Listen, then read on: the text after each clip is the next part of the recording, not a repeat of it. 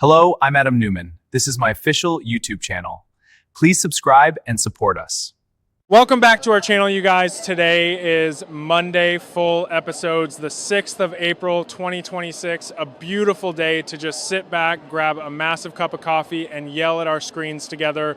We are wrapping up the week in Genoa City, and oh boy, the drama is overflowing. Let's just jump right into this mess, because there is so much to cover, and I have thoughts, lots of them. And let's be real here for a second. Nikki Newman is infuriating right now. She just is. I love her. We all love Nikki. She is an absolute soap opera legend, but come on. Jack Abbott literally comes to her with this perfectly reasonable idea to take down Victor Newman after what Victor did to him. And what does Nikki do? She wavers. She completely changes her mind and starts begging Jack to just let it go, begging him. She looks at Jack, a man who has been her rock so many times, and she tells him that getting revenge on Victor is only going to make everything worse. And okay, maybe she's not totally wrong about the revenge part. Revenge usually backfires on this show. It always causes a massive ripple effect that hurts innocent people, but Victor deserves to be destroyed. He really, really does. He crossed a massive line this time. I was sitting here watching this and just screaming at my screen. Call the cops, just call the police for once. I know.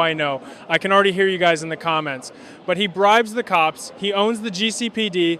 Yes, he does. We all know Victor has half the police force on his payroll. Even if he bribes them, even if he buys his way out of it like he always does, it is still worth doing. Make him sweat a little bit. Make him actually face a detective.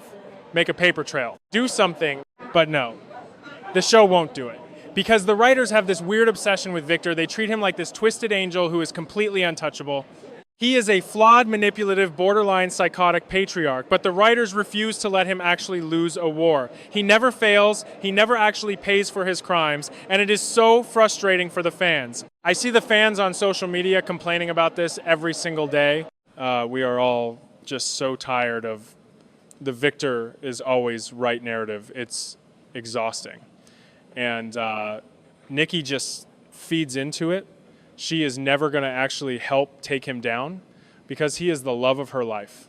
She is willing to do almost anything for that psychopath. She will complain, she will yell at him, she will pack a bag and go to the athletic club for 2 days, but she always goes back, always. And Jack is just left standing there looking like a fool, forever trusting her to have his back.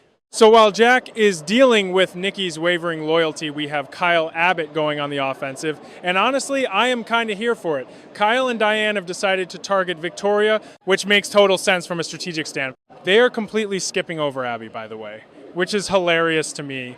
They just bypass Abby entirely because, let's be real, the Newman family barely even remembers she exists. When was the last time Victor actually included Abby in a real family war? Exactly. So they aim right for Victoria. Kyle confronts Victoria and he just blasts her. He completely unloads on her for taking Victor's side instead of trying to keep the peace. Kyle is pointing out the obvious. He is telling her that her father is out of control and that she needs to step up and stop him. But Victoria, oh Victoria, she is currently on what I am calling the Protect Dad tour. She is defending him to everyone. She stands right in front of Kyle and she defends Victor with a straight face. She actually has the nerve to claim that Jack did all of this to himself. She says, and I quote, "Dad wouldn't do that. Are you joking? Dad wouldn't do that. Dad has done worse. Dad does that every Tuesday." It is such a ridiculous thing for her to say. And the worst part is, she knows it's a lie. Victoria is not stupid. She is a very smart businesswoman. She knows exactly what Victor did. She knows Jack wasn't just making bad choices. She knows Victor set him up, but she is defending him anyway. Why? Because she has no courage. She has absolutely zero courage when it comes to her father. She knows better, but she just cannot bring herself to stand up to him. She hasn't done it since she was a little kid. Every time she tries to break away, every time she tries to be her own person, Victor just pulls her back in, and she lets him. She wants his approval so badly that she is willing to look like a complete hypocrite in front of the entire town. I mean, maybe I'm being too harsh. No, wait, I'm not. I'm really not. Because Victoria has ruined so many of her own relationships just to please Victor. And here she is again, throwing Jack under the bus, throwing the truth under the bus just to be Daddy's favorite girl. It is clunky, it is frustrating, and it makes me want to pull my hair out. I just don't understand how she can look at herself in the mirror when she knows she is covering for a man who is actively destroying people's lives for fun. And then right in the middle of all this corporate and family mess, we have Claire. Sweet, traumatized, surprisingly perceptive Claire Newman, So Claire is in the room and she is listening to Victor. Victor is doing his usual thing, pacing around, using his big booming voice, trying to justify all of his terrible actions. He is explaining why he had to do what he did to Jack, why it's all for the greater good of the Newman Empire, blah, blah, blah. We have heard this speech a million times. But Claire is actually listening, and she is processing it, and then she does something that I think is going to go down as one of the best moments of the week. She looks at Victor and she compares him to Jordan Howard. Yes, she brings up Aunt Jordan, the psycho who tortured their family. Claire literally tells Victor that he is acting just like Jordan. Do you guys realize how huge that is, to compare the great Victor Newman to the woman who kidnapped and tormented them? It is the ultimate insult. And Victor, he gets so defensive. You can just imagine the look on his face. His jaw probably clenched so hard. I'm surprised he didn't crack a tooth. He immediately goes on the defensive because he cannot handle being compared to a common criminal, even though that's exactly what he is acting like. He hates it. He absolutely hates it. But instead of yelling at her because he is trying to manipulate her, Victor pivots. He tries to bring her into the fold. Like, he actually asks Claire to join him. He wants her to team up with him and Victoria on their little mission to destroy the Abbotts. He thinks he can just wave his hand and she will fall in line like Victoria always does. He thinks she is just another pawn he can move on his chessboard. But Claire says no. She actually refuses. She looks him in the eye and she tells him that she cannot do it because people are hurting. People are in pain because of what he is doing. And that right there is the difference between Claire and the rest of the Newmans. Claire actually has empathy. She has been through hell. She knows what it feels like to be manipulated and abused by someone who claims to love you. And she is seeing all the red flags with Victor. She sees that his actions are causing real tangible pain to people like Jack and his family. And she wants no part of it. It honestly gives me so much hope for her character. I was so worried that the writers were just going to turn her into another Victoria, just another corporate robot who does whatever Victor says. But this shows she has a spine. She is refusing to be corrupted by him, at least for now. Who knows what will happen next week, but for today, Claire is my absolute hero. Let's just think about Claire's perspective for a minute. She was raised by Jordan. She was literally brainwashed and tortured by a woman who used family loyalty as a weapon. Jordan made her do terrible things in the name of family. So when Claire looks at Victor and she sees him using that exact same excuse, using the concept of family to justify hurting other people, it must be so triggering for her. It must be terrifying. She sees the exact same patterns. That is why the comparison to Jordan Howard is so brilliant. It's not just an insult, it's Claire's actual trauma speaking. She is looking at her grandfather and seeing her abuser. And Victor is too blind, too selfish, and too arrogant to even realize what he is doing to her. He just gets defensive. He doesn't stop and think, wow, maybe I am acting like a monster. No, he just gets mad that someone dared to question him. It is brilliant writing for Claire, but it just makes me hate Victor even more right now.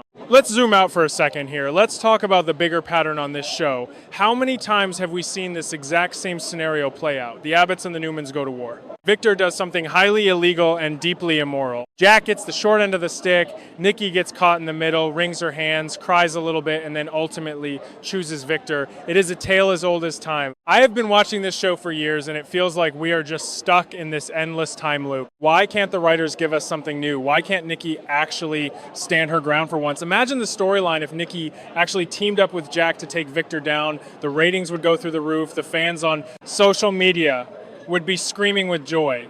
But no, the writers always play it safe. They always default back to the status quo. Victor on top, everyone else scrambling. And honestly, it makes Nikki look so weak. I hate saying that because Nikki is an icon. She is a legend. But when she begs Jack to drop it, she isn't doing it to protect Jack. She's doing it to protect Victor. She says revenge makes things worse, but what she really means is please don't hurt my husband even though he just tried to ruin your life. It is so messed up. It is a completely toxic dynamic, and Jack just has to stand there and take it. I feel so bad for Jack. He tries to be the bigger person. He tries to play by the rules, and he just gets crushed every single time. It's not fair. It's just not fair. And don't even get me started on Victoria again. I know I already ranted about her, but I am just so fired up. Kyle was so right to call her out. Kyle gets a lot of hate sometimes, but in this specific instance, he is 100% correct. Victoria is supposed to be the CEO. She is supposed to be the leader, but she is just a mouthpiece for her father. When she said Dad wouldn't do that, I literally laughed out loud. I spilled my coffee. It was the most absurd line of dialogue I have heard all week. Does she have amnesia? Has she forgotten the decades of manipulation, the kidnappings, the corporate espionage, the fake deaths? Her father has done literally everything. There is no line he won't cross. But she just slaps on a fake smile and defends him. It's gross. It's honestly gross. So where do we go from here? We have Jack furious, but being held back by Nikki's emotional blackmail.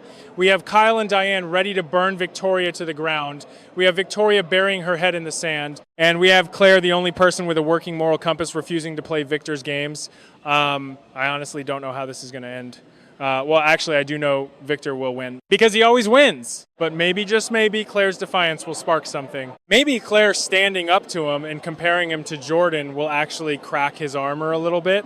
Probably not, but a fan can dream, right? Anyway, I am exhausted. This show is exhausting, but I can't stop watching. I will be right back here next week to yell about whatever ridiculous thing Victor does next. Let me know what you guys think in the comments. Are you as tired of the Victor Newman invincibility complex as I am? Do you think Victoria will ever actually stand up to him? And how much do we love Claire right now? Let's talk about it. There is something deeply unsettling about a family that calls manipulation love simply because it has been wrapped in protection for so many years that no one remembers where the tenderness ended and the control began. That is the poison spreading quietly through Genoa City now. It is not loud at first. It does not arrive as an obvious crime or a dramatic confession in the center of a crowded room. It arrives in smaller, more dangerous ways in the tone a patriarch uses when he believes survival excuses everything. In the practiced loyalty of a daughter who has spent her whole life translating domination into devotion, in the unease of a granddaughter who has known real psychological captivity and therefore recognizes scent even when it is disguised as family leadership. That is what makes Claire so important in this moment.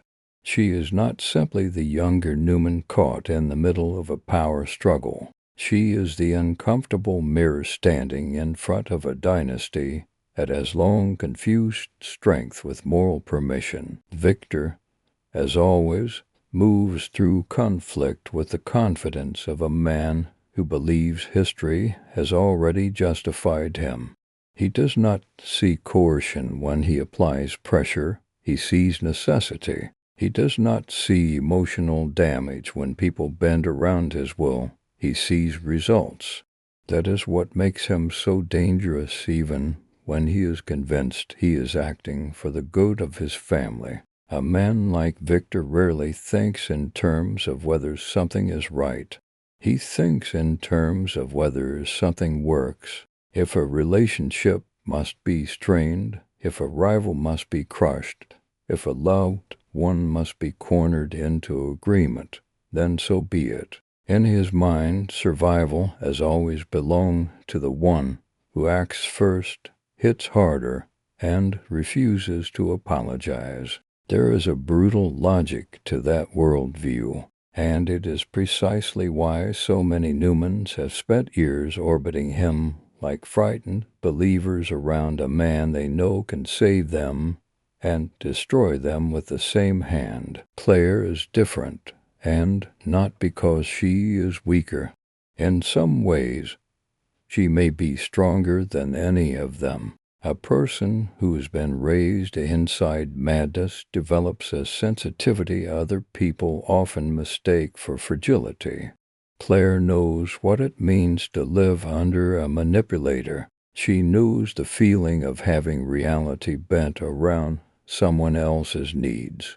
She knows the quiet horror of realizing that affection can be used as a leash. So when Victor begins dressing his methods up as survival, when he offers her a place beside him and Victoria in this newest family mission, he likely expects hesitation, maybe even discomfort, but not true resistance. That is his blind spot. He assumes blood loyalty still carries the same hypnotic force it once did. He underestimates the fact that Claire's darkest Education may be the very reason she cannot participate. What makes this even more compelling is that Claire's objection is not rooted in teenage rebellion or some impulsive need to prove independence. It is rooted in moral recognition.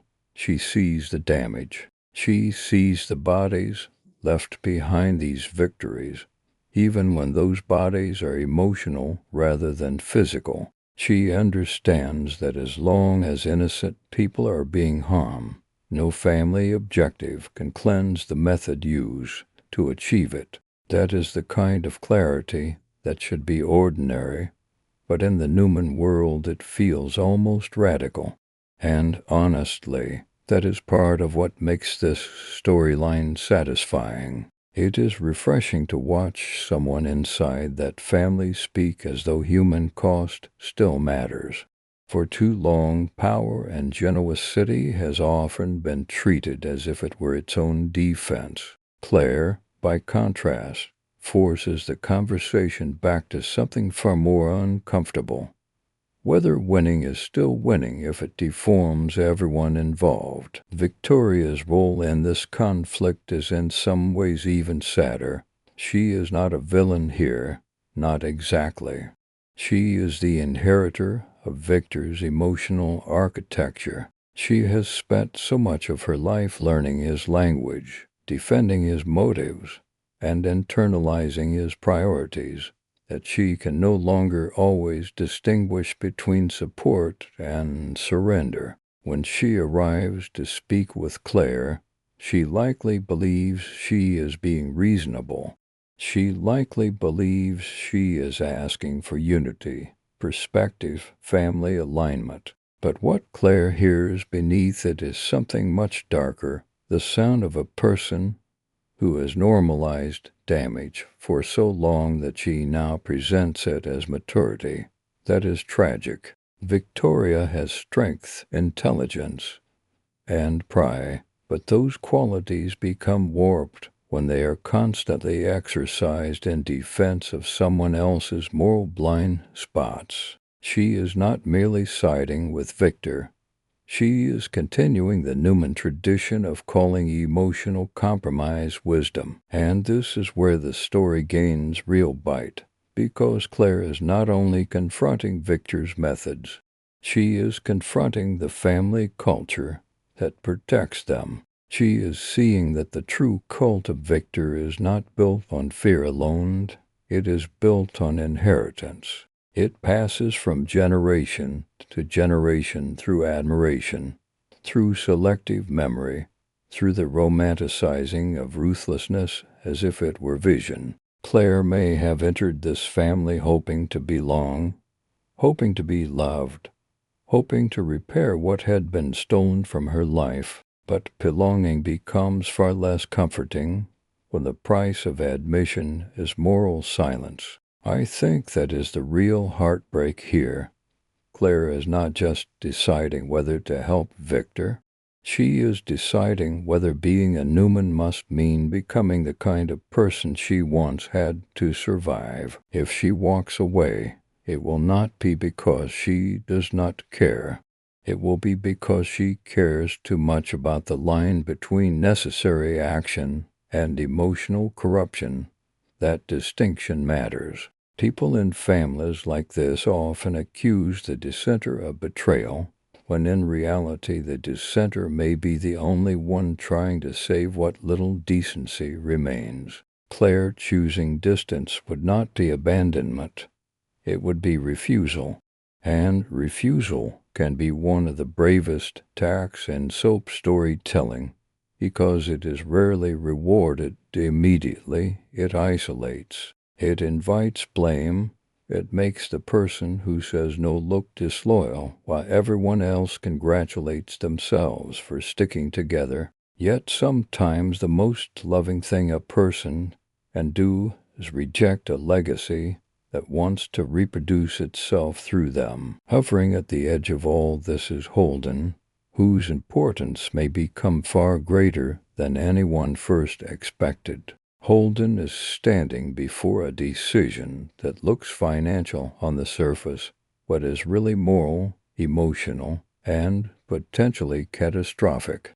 Cain is not approaching him with a simple favor. He is approaching him with a loaded offer, one that promises money, relevance, and perhaps even a sense of purpose in the larger war against Victor Newman. At Crimson Lights, where deals often begin in tones casual enough to conceal how dangerous they truly are, Cain likely presents the opportunity as practical. Victor has to be stopped. Victor has too much influence. Victor has hurt too many people.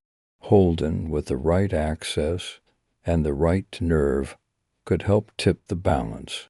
It sounds persuasive because there is truth inside it. Victor is dangerous. Victor does need opposition.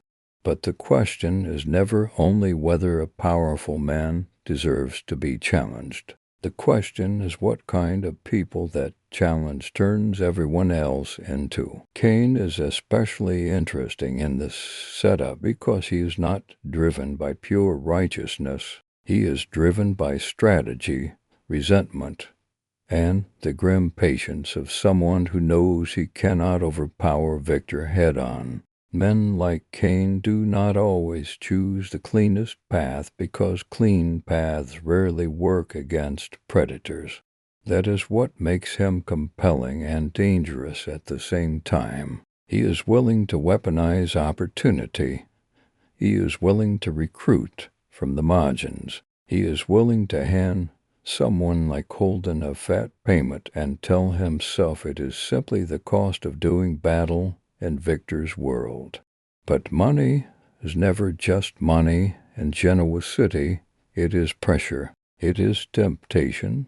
It is proof that someone believes your ethics can be rented if the number is high enough. Holden is not stupid. He understands the risks.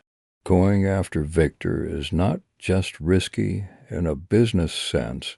It is socially radioactive. It can destroy careers, relationships, reputations, and futures before the first real move is even made. Victor does not merely retaliate. He absorbs people into drawn-out punishments. He makes examples out of them. So for Holden, the offer from Cain is not a thrilling shortcut to importance. It is an invitation to step onto a battlefield where the most powerful man in town rarely forgives and never forgets. That alone would be enough to make any sane person hesitate. But then Claire enters the equation, and everything becomes more tangled. Claire complicates Holden's decision, not only because he cares what she thinks, but because she forces him to see the human dimension of the plot. If Holden agrees to help Cain, and if part of that plan involves using Claire as a source of information, access, or emotional leverage, then he is no longer just helping to bring down a titan. He is betraying a woman who is already struggling to define herself outside manipulation. That matters. It matters enormously. Claire is perhaps the last person in this story who should be turned into a tool for Holden to participate in. That would be more than a tactical compromise. It would be a moral stain. It would mean becoming exactly the sort of person Claire fears this family system creates. Someone who tells himself the goal is noble enough to justify using a damaged soul as a stepping stone. This is where Holden's internal conflict can become the engine of something truly gripping. On one side is Cain's offer, the promise of money and relevance, the seductive idea that he could be part of bringing Victor down. On the other side is Claire, who may never forgive any move that treats her grandfather as a target through her rather than in front of her, and that distinction matters too. Claire may oppose Victor's methods, but that does not mean she will tolerate a schemer slipping into her life under false pretenses just to collect intelligence. That kind of betrayal would cut especially deep because it would tell her that even outside Victor's shadow, people still see her as useful before they see her as human. I think the fairest reading of Holden is that he's standing at one of those classic soap crossroads where self-interest and conscience begin speaking with equal force. If he says yes to Cain too quickly, he reveals weakness. If he says no to nobly, he risks becoming less interesting than the story demands. The strongest version of Holden is one who is genuinely tempted, who sees the money, the revenge, the potential power, and feels the pull of all of it, but who cannot fully silence the fact that Claire changes the cost of the decision. That is the kind of tension that produces great drama, not clean heroes, not cartoon villains, just flawed people realizing that one wrong step might define them more permanently than they expected. Cain, meanwhile, may be underestimating the emotional volatility of the plan he is building. When men like him start treating information as currency, they often assume everyone around them can remain compartmentalized. They think love can be paused, trust can be manipulated, guilt can be postponed, but that never lasts. If Holden gets close to Claire under false circumstances, emotions will leak into the scheme. If Claire senses even a hint that she is being played, her reaction could be explosive, not because she is naive, but because betrayal to someone with her history hits like a reopening of every old wound at once. And if Victoria catches even a whisper that outsiders are trying to use Claire to get to Victor, then her protective instincts, already warped by family conditioning, may harden into a crusade that would create a devastating triangle of loyalties.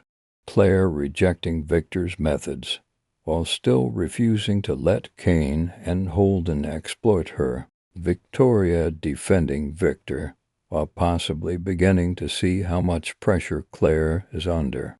Holden pulled between cash, ambition, and genuine feeling. Cain pushing forward because he believes Victor deserves no mercy. And Victor, of course, looming over all of it with the frightening certainty of a man who thinks any move against him proves he was right to be ruthless in the first place. There is almost a cruel irony in how this conflict could finally open Claire's eyes to the full nature of the Newman machine. For years, the family has been able to protect the myth of Victor because the damage he causes is often packaged as leadership. But once Claire sees both sides clearly, Victor demanding obedience on one side and Cain trying to weaponize her on the other, she may finally realize that power struggles in Genoa City do not simply create casualties.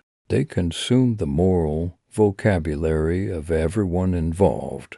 Words like loyalty, protection, and justice start meaning whatever the strongest speaker wants them to mean.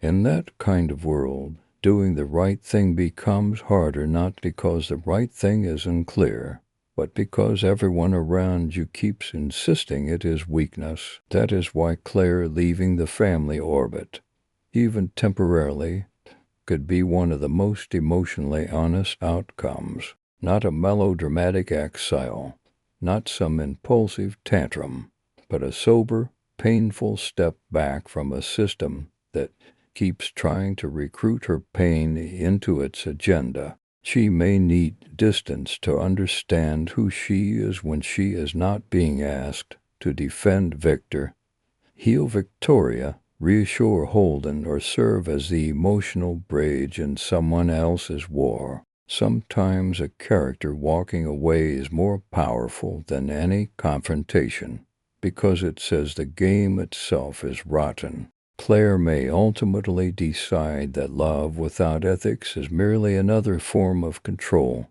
And if she reaches that conclusion, it would be one of the strongest statements this storyline could make. Victoria's reaction to that could be devastating.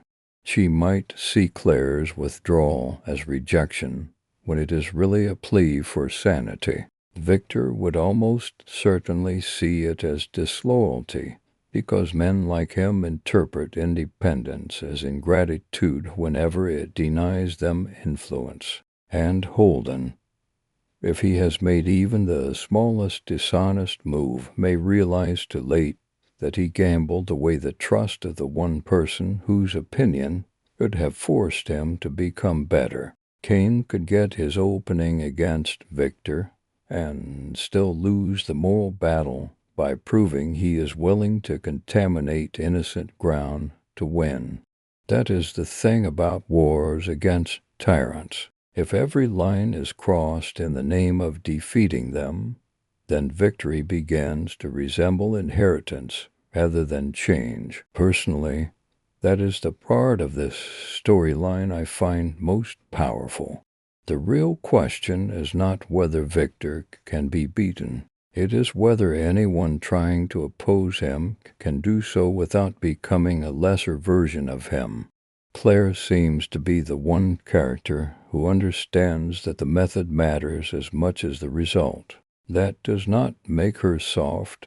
It makes her dangerous to everyone who thrives in moral grayness, because people with clean instincts expose compromise simply by refusing to participate in it. In a town as cynical as Genoa City, that kind of conscience can feel almost disruptive, and perhaps that is exactly why this chapter feels so alive. It is not just about a family argument or a business scheme. It is about inheritance of character. Victor wants Claire to accept the Newman creed that survival authorizes any tactic. Victoria, perhaps without realizing it, reinforces that creed by smoothing its sharpest edges and calling it family wisdom. Cain challenges Victor, but may do so with methods that prove the old man has already infected the whole field. Holden stands at the threshold where temptation can still be refused, but only if he is honest about what kind of man he wants to be. And Claire stands in the middle, not as the weakest link, but as the one person who may still remember that power without conscience is just another form of captivity. If the story pushes these characters fully to the wall, the ugliest reactions will come not from simple hatred, but from panic.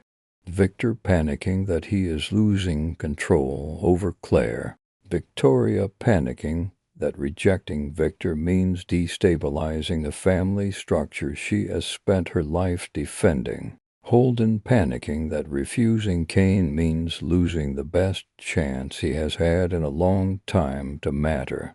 Cain panicking that playing fair against Victor means losing before the battle truly begins. And Claire panicking that every direction she turns still leads back to somebody trying to use her pain for their own design. That is the kind of emotional architecture that creates great soap drama. Not just secrets, but pressure. Not just betrayal, but the slow suffocation that makes betrayal start looking like strategy. By the time the dust settles, it may not be Victor's latest move or Cain's latest offer that defines this arc. It may be Claire's refusal to let either side tell her that corruption becomes acceptable when family or revenge is involved. And if she does walk away, if she chooses loneliness over moral contamination, then she may end up being the strongest Newman in the room precisely because she refused to act like one.